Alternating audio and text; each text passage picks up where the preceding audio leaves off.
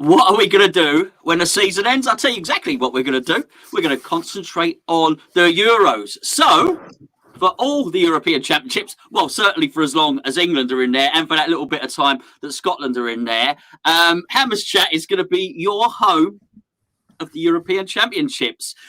Today's a special day. Well, I say a special day. It's Tuesday, but apart from being Tuesday, the England squad's being announced by Gareth Southgate, and he's trimming the squad from 1,000 players to about 700. So there's room for mediocre players in there. There's room for players who won't even get a sniff of the first team. He's allowed, normally the squad, you're allowed to take to these championships a 23-man squad because of the pandemic and all this other stuff. He's allowed to take 26 players, which I think has made his job and our job, because we're going to give you the 7 players we'd cut in just a minute, a little bit easier. I'm joined by my Scottish friend, Geo. Thank you very much for joining us, my friend. No worries at all. I'm looking forward to this, kind of. Yeah, well, of course you are. Of course you are. Now, Southgate releases his squad in 3 minutes. He's got to cut 7 players from the current squad that he has. You've got 7 that you'd like to chop, if you're Yeah, obviously, well, 6. Mason Greenwood is withdrawn through injury, which means Southgate's got to cut 6. So I think the first and obvious one is Alan Ramsdale. Have you got him as well? No, I got Sam Johnston. Oh, okay. Well, fair enough. But, I mean, it's useless, but go on. Crikey. Okay, then Tyrone Mings, I thought was an easy one as well. I get why Southgate's got him in. He's left-footed, and there's concerns over Maguire's fitness and blah, blah, blah. He's just not good enough, Tyrone. He's not even Villa's best centre-back. Villa's best centre-back is Konsa. I went with Saka of Arsenal, which is tough, really. I really like him. I think he was quite quiet towards the end of the season. I did Ben White as well. I think White and Cody, I would have kept one, because if England want to play with a back 3, they've obviously played back 3s all season for their club, so that would help. But I went with Ben White. I went with Alexander-Arnold. I'm going to agree with what Southgate originally was going to do, and I think he's had a poor season, Alexander-Arnold. I think he had a good end to it, but it's just not good enough. I think the 3 other right-backs had a better season than him. I mean, I don't think you need 4 right-backs. And then I did Ollie Watkins because I felt a bit harsh, actually. I think Ollie deserves a place in the squad, but I just don't see the situation in order to use him. If you're a goal down, you bring on Calvert-Lewin, you still need another goal. You get Jack Grealish on or something like that. I'm just not sure where Ollie Watkins would feature for England. So that's my 7 I would commit. Okay, well, I'm Johnston, Mings, Saka, Ben White, much like yourself. Greenwood, of course, as mentioned, which leaves me with 2 to get rid of. Your favourite footballer in the whole world, James Ward-Prowse. He's going. He's gone. I think he will go, but I think you need a plan B. 75% of England's goals at the World Cup were set pieces. I think he's the best set piece taker in the league. Would he start? Probably not. But tell you what, if you're going into extra time or you're 10 minutes ago, you really needed a goal, I think you could do a lot worse than bringing Ward-Prowse on just for corners and free kicks. And then your shooting free kicks becoming like a penalty. Yeah, no, it's a good shout. I just started looking at those midfielders. I mean, realistically, I wouldn't mind dropping Jordan Henderson, but you can't, and he won't. Yeah, he has to take Bellingham. I am aware. I'm not looking at the chat at the moment. I'm aware. Apparently, the BBC have announced the squad, so I'd rather not know at this particular point. We'll get to that in just a second. The other player I'm dropping a right back like you, Gio, but I'm dropping Kyle Walker. Kyle Walker. I mean, he's fast. That's about it, really. I think he was. I think maybe was one of the reasons actually that Man City lost the Champions League. It's terrible technique, awful. He is. I guess he's the polar opposite in many respects of Alexander-Arnold. Trippier as who thought he's just gone from strength to strength, hasn't he? Really. So yeah, Kyle Walker for me. I think he's limited. He's limited in ability. He's just fast. So yeah, I'm ditching him. But I really want to see Jude Bellingham's inclusion. Have you read the squad yet, Gio? Literally just got it now. Okay, would you do the honours? I'm about to say, don't say the honours. There's no honour here. The goalkeepers, he's done the Geo goalkeepers, and Jordan Pickford, Sam Johnson, and Dean Henderson. That's the goalkeepers for the England squad. So Adam Ramsdale has been cut. The defenders, he's gone for Trent Alexander-Arnold, Ben Chilwell, Connor Cody, Reece James, Harry Maguire, Tyrone Mings, Luke Shaw, John Stones, Kieran Trippier, and Kyle Walker. So he's got all 4 right backs in the squad. All 4 right backs. It's like bottling it, isn't it? So I'm trying to work out who he's cut out there. He's cut out Godfrey. He's cut out Ben White, and he's cut out Connor Cody. So he's hooked 3. Oh no, Connor Cody's in there. Sorry, he's got rid of White and Godfrey. The midfielders, he's got Jude Bellingham, Jordan Henderson, Mason Mount, Calvin Phillips, and of course Declan Rice. So Ward-Prowse out of there.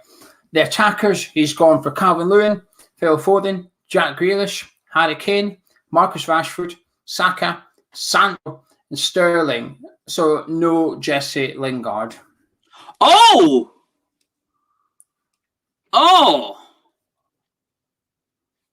Wow. Well, that is news, isn't it? No Jesse Lingard. No. Wow. Okay. I can tell you've been busy today because that news came out ages ago. Sorry? That news came out ages ago. I can tell you've been busy today. I've been busy. Wow. Oh, right. Well, that's obviously a shock to me and old news for everybody else. Oh, I wonder if his form dipping just at the end there contributed to that. I also wonder about Mount and Foden being so good. I'm going to say something a little bit controversial here, actually, as a West Ham fan. I do think over the course of the season, if it was between him and Grealish, which I suspect it was in the end, I think Grealish probably does deserve it over the course of consistency over the season. But I'm surprised. That was some wonderful form from Lingard at the end. I guess the last 4 or 5 games. That is, do you think that impacts chance of him signing for West Ham? We'll discuss that in a second. Just to confirm, the 6 that's been cut, there's been 7 cut. It's Ramsdale, James Ward-Prowse, Jesse Lingard, Ben Godfrey, Ben White, Mason Greenwood withdrawn from injury, and Ollie Watkins. That's the players that Southgate's left out. I did a little video on it, Gonzo, about whether it would impact Lingard or not. I think there's advantage and disadvantage. I think the advantage is you can speed up negotiations now, can't you? He's not at the Euros. That doesn't sort you out. His value, in theory, will stop rising. If it has been rising, it won't rise any further. He's at the England squad. If anything, his values come down a little bit. You can say to Man United, hang on, you're not quite an England international at the minute. I do wonder if it's going to impact Jesse Lingard. I mean, this is a blow for him. This is a massive, massive blow. Got called up a few months ago, man of match performance in the provisional squad. There was a huge expectation he would get in. Then it came out today that he wasn't in, and it was a shock, really. It was a surprise to people, and I think it'll be a surprise to Jesse. And then he's going to have to question as to why he didn't get into that squad. And was it the form for the last 4 or 5 games? That's got to play a part. But I don't know. Maybe there will be a part of him thinking, if I only was still at Man United, would have got back into the squad, kind of thing. That is weird.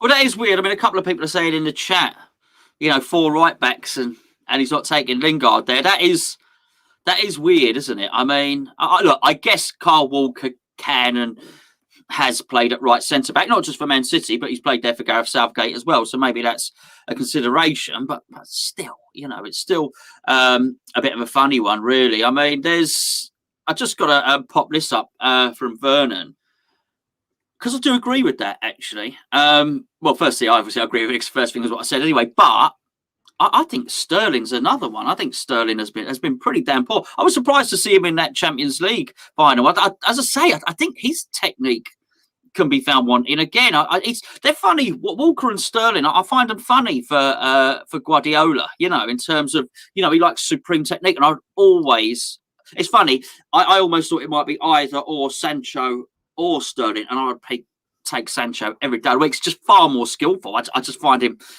I think he's brighter. I think he's more skillful. Funny, isn't it? And I would always take Alexander-Arnold over Walker as well, for the same reasons. I think what the trouble with Jesse is, if Southgate's looked at the few West Ham games that he struggled in, and the reason he struggled is generally because we're up against sides sitting back and Lingard's got no space. And I think it's fair to expect England's going to have that issue at some point in the Euros, particularly against even my own country, the Czech Republic, to some extent, even Croatia to some extent.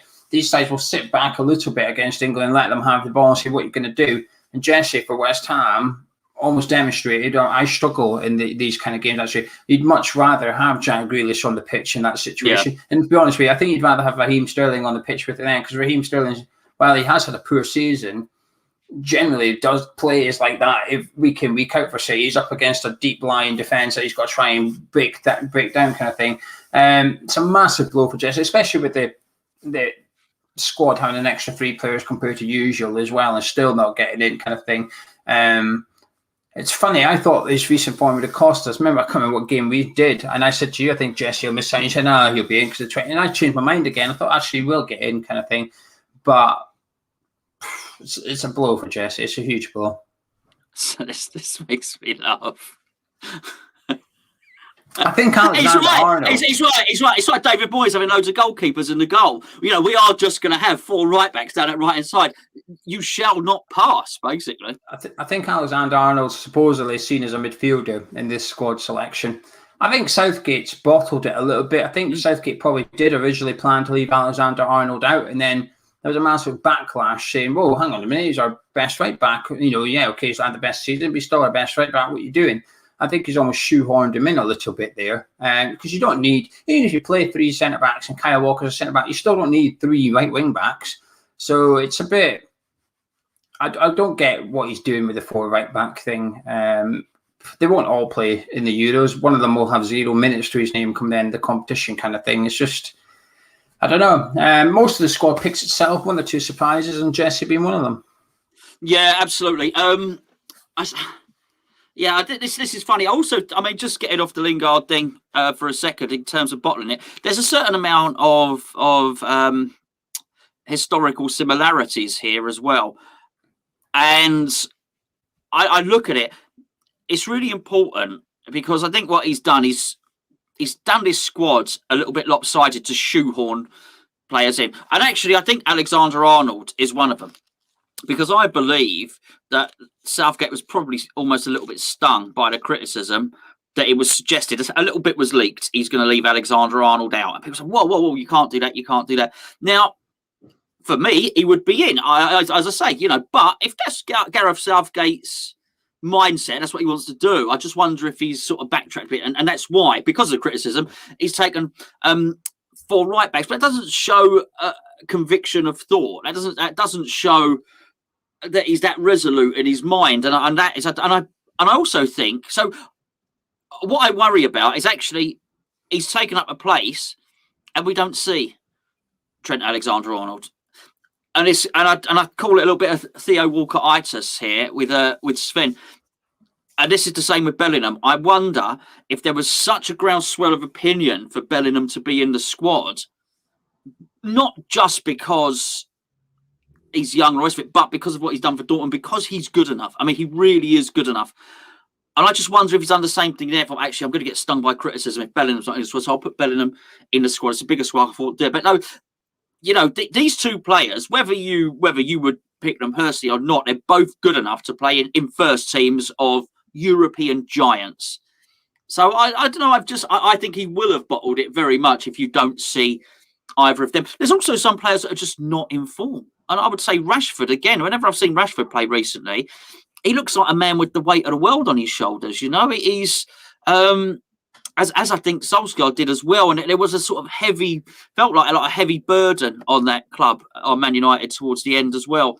And when I was looking through the 7, I'll tell you what, had it have been cut to 23 on my one, he would have gone. I would have cut Rashford. I actually would have done, because I can see that, because he sort of plays on the left of our front 3 ideally, and that's where he can play Mount, Grealish and Foden as well. They all play there regularly for the clubs, so I can see why you would have cut Rashford. I think I would agree with you there, to be honest with you. I think he's somewhat fortunate. But Southgate picks the players he trusts. We've always known that. That's why he's picked Rashford. That's why I'm surprised he never went with James Ward-Prowse in the end, actually, because obviously from the under-23s, when England won the tournament in Toulouse, Ward-Prowse was Southgate's captain. So that's why I was a bit surprised that Southgate never opted for him, especially with injury concerns over Jordan Henderson's fitness. I know there's a couple of friendlies prior to the Euros, but he's not kicked the ball yet since he's returned from injury, and it's just a bit it's a bit risky. I think Henderson's got in on name essentially. Yeah. You look at all the other countries. I say all the other countries. Look at some of the countries like France. They're not afraid to leave out big names. They're not afraid to leave out. I don't know how you pronounce his name. The Leipzig centre back that starts with U, up command or whatever. Up and Campo. Whatever you call him, but he's been left out. Campo. Laporte as well got told he's basically not going to get in the fan squad. You're not good enough. Go to play for Spain if you want to. And they're not afraid to leave out. Benzema's been left out for years up until now because it had almost like a internal political stance against him kind of thing. And Southgate doesn't really, while I wouldn't say he's got the big six bias going on that previous managers had, he's got some of it going on, but he's certainly got Southgate bias going on a little bit there. I think he bottled the right back thing, and he's included all four when I think he's shot himself in the foot a little bit there. Yeah, I think so as well. I mean, this is there's some. It's going to be a very, very interesting tournament, no doubt. So we've been corrected on Umpa Lumpovic's correct name from RB, which is not Red Bull apparently. It's not. No, obviously it is. Rasenball. Yeah, I mean, so RB Salzburg and RB Leipzig are not Red Bull. Oh no, it's Red Bull Salzburg. Oh, okay, but it's not Red Bull Leipzig. No, because you're not allowed that in Germany, so they called it. But it is. But they've done an RB. It's like if they took over West Ham and they did RB West Ham and say, "Oh no, it's the RB is for Redbridge Borough, which is quite near." Yeah, that's what it is. It's Rasenball. I mean, it's lawn sport. Anyway, we're still getting told how to pronounce Umpa Lumpovic. Anyway, just before we go, Geo, do you think that England have a chance of topping this group? Yeah. Do you think Scotland have any chance of finishing anywhere other than last? Fifth? Can they come fifth? We can come third and qualify. Some third place teams qualify. They go through. Some of the best place, third place. That's as good as it's going to get. My hopes and expectations for Scotland. It's a tough group, though, isn't it? England, Scotland, Czech Republic, and Croatia. It's a tough group. It's not it's a tough group of Scotland. I think England will sail through. It's going to be tough for you after you lose to England. What's the first game? You play Croatia. Yeah, good. There you go. 3 points there. You might do. The pressure's on England, though. The pressure's not on Scotland. We're expected to get 0 points, so anything's a bonus for us as far as we're concerned. You lot need to get maximum points, get out the group stages, then you'll probably face Germany or Portugal in the next round. That's when you'll go out. There you go. So you've got 4 videos coming up this summer from Hammer's Chat. And we'll probably try and create some content from somewhere. We'll all then go and support myself and Geo after England come third and Scotland come fourth in the group. We're all going to jump on and support the Czech Republic. So join us as Czech Republic go all the way to the final. Thank you for joining us. Honestly, there's lots of content coming up on both channels, and we are going to be doing something on Patreon, are we not, Geo? Yeah, over the season for West Ham, we've done like a breakfast show, we've done a player rating show for West Ham, so we're going to do the same again, just for England games, and also I'll be doing an opposition preview again for West Ham. I was taking a look at who we were playing, trying to guess the starting alignment kind of thing. I'll be doing that for England opponents. It'll be quite easy, the group stage. Obviously, I know the Scotland one. I know most of the Czech Republic and Croatia as well, so I'll be all right for the group stages. So yeah, Patreon content will be predominantly around England, but keeping it West Ham as we go through, having a little look at how Soufal, Souček, Fabianski, and any transfer targets that we're linked to are getting on in the Euros as well. So plenty of content over in the forum. The forum. This is the forum channel over on Patreon. And today's the best day. Today is the best day to become a patron because you get charged on the first of the month. So you get the whole content. You get the whole month's content, and then you don't get charged again until 1st of July. And if you sign up for the annual subscription, we'll give you 10% off because we're nice like that. We are very, very nice like that. I just want to say a massive thank you to our sponsors, ETC. It's my fault. I forgot to pop that up there at the start. So we'll leave you with the ETC intro at the end.